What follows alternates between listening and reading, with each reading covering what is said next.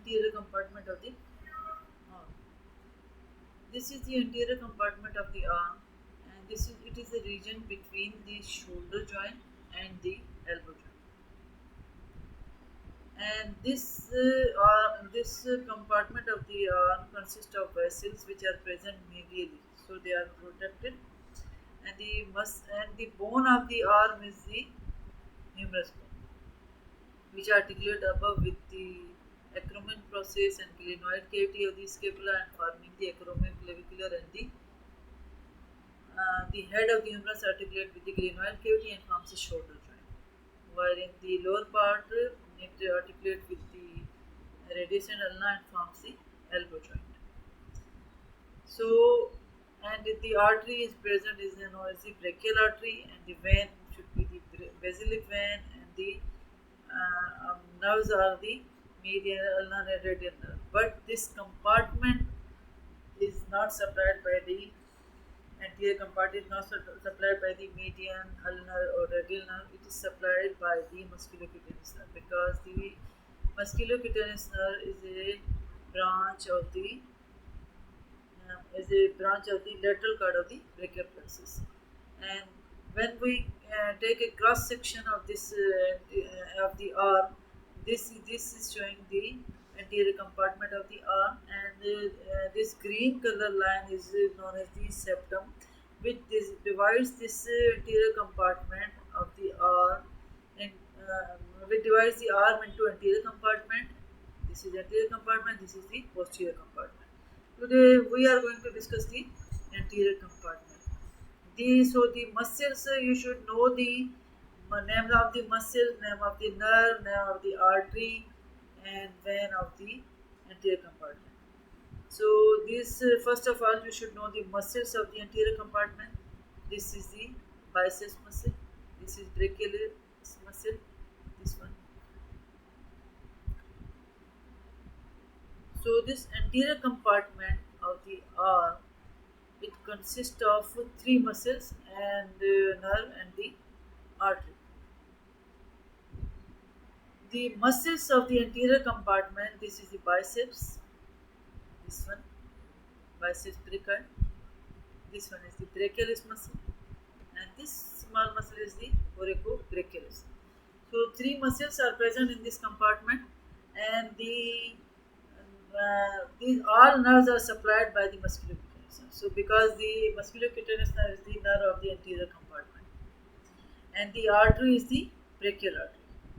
So we are going to discuss each thing separately. First of all, the muscles. This is the biceps muscle. It consists of two heads. This is the small head. This one is the long small hand, short hand, and this is the long head. This short head arises from the tip of the coracoid process. इसके साथ दूसरी muscle भी होती है कोरेकोब्रेचियलिस, वो भी tip of the coracoid process है. ठीक है, ये जो लॉन्ग हेड है ये हमारे पास ग्लेनोइड कैविटी है, इसकी सुप्राग्लेनोइड ट्यूबरकल से अराइज हो रही है. ठीक है, फिर ये दोनों मसल देखो पूरी anterior surface of the humerus से भी अटैच है. फिर यहाँ पे जब ये टेंडन बन के अटैच हो रही है, ये दिस इज दी कौन सी है, ये क्या है, रेडियल ट्यूबरोसिटी. इसके पोस्टीरियर सरफेस पे जाके अगर एंटीरियर पे होती तो आगे दिखाते, पोस्टीरियर पे. ठीक है, टेंडन की फॉर्म में. और इसके मीडियल पार्ट से आप देखो एपिनेसिस निकल रहा है इसी बाइसेप्स से.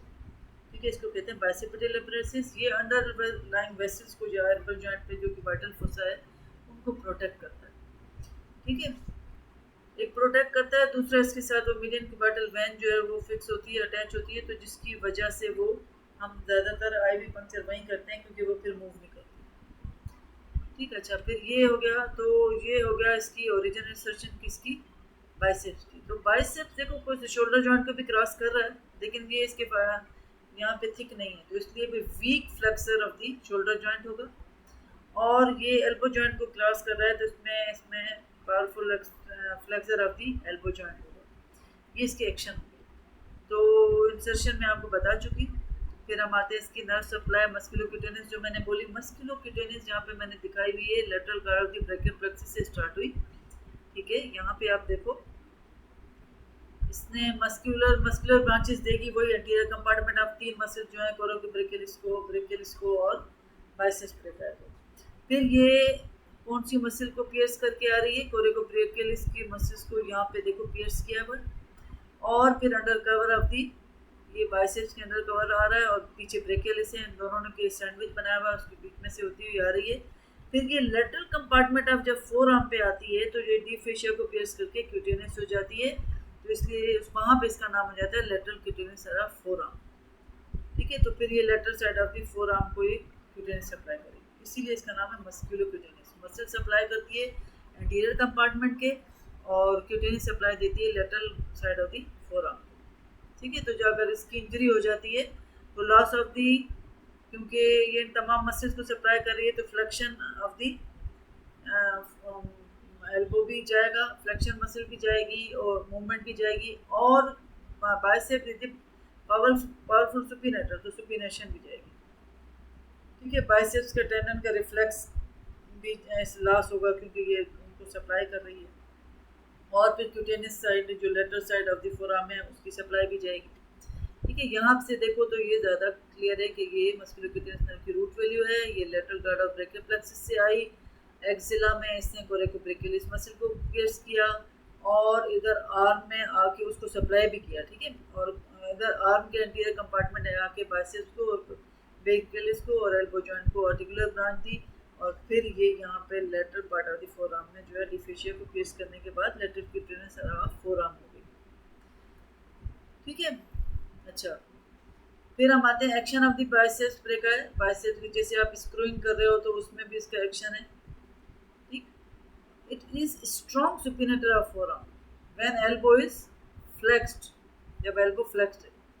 दिस एक्शन इज, जब हम खास तौर पे कब होता है, स्क्रू जब आप लगाते हो तो हाथ को फोल्ड करके ही लगाते हो, मतलब ऐसे बाजू को एल्बो से फोल्ड करते ही फ्लेक्शन करके। ठीक है, it is powerful flexor of the forearm when the elbow is extended and weak flexor shoulder। क्यों मैंने आपको यहाँ पे डायग्राम में ही बता दिया था कि देखो शोल्डर पे इसके जो शोल्डर जॉइंट को क्रॉस कर रहे हैं वो टू हेड हैं, उनमें अलग अलग सेपरेट हैं, दो से एक अच्छा होता है, इसलिए ज़्यादा एक्शन वहाँ होता है जहाँ पे वो इकट्ठा हो गया। ठीक, अच्छा फिर क्लिनिकल टेस्ट कैसे करते हैं, आप पेशेंट को कहोगे कि भाई asking the patient to flex the elbow, elbow को फ्लेक्स करो, लेकिन आप उसको क्या करोगे, उसको रेजिस्ट करोगे ताकि वो फ्लेक्स ना करें। ठीक है, और सुपिनेटेड आर्म हो तो वो फिर बल्क बनेगा इस जगह पे, इस जगह पे बाइसेप्स का। ठीक है, इस जगह पे आप प्रेशर दोगे और उसको बोलोगे यहाँ फ्लेक्स करो, फ्लेक्स को करेगा तो यहाँ पे बाइसेप्स का बल्क बन गया, तो इसका मतलब है मसल प्रोमिनेंट है तो वो वर्किंग है। बाइसेप्स का टेंडन देखो, जब बाइसेप्स मैंने कहा कि यहाँ पे मैंने आपको डायग्राम दिखाई कि टू हेड इसके बाइसेप्स के यहाँ पे, यहाँ टेंडन बन जाता है, तो टेंडन पे यहाँ पे हम बाइसेप्टिबल एप्रोनेसिस से मीडियली इसको जब हम हैमर होता है ये, इससे क्लिनिकली यहाँ पे हम इसको जब थोड़ा हैमर से लगाते हैं तो हमारी बॉडी का एक जर्क आता है जो कि फ्लेक्शन में आता है। तो physical examination by tapping the tendon of the biceps brachii by reflex hammer with forearm pronated. Forearm क्या है, थोड़ी सी प्रोनेटेड है ताकि वो टेंडन फिर उसमें क्लियर हो जाता है, पार्शियली एक्सटेंडेड एल्बो। ठीक है, पूरा इसको देखो नहीं किया, ठीक है, पूरा इसको एक्सटेंड नहीं किया हुआ है, थोड़ा सा पार्शियली फ्लेक्शन में रखा हुआ है और ये फ्लेक्सर सरफेस है, ऊपर सुपिनेटेड है। ठीक, अच्छा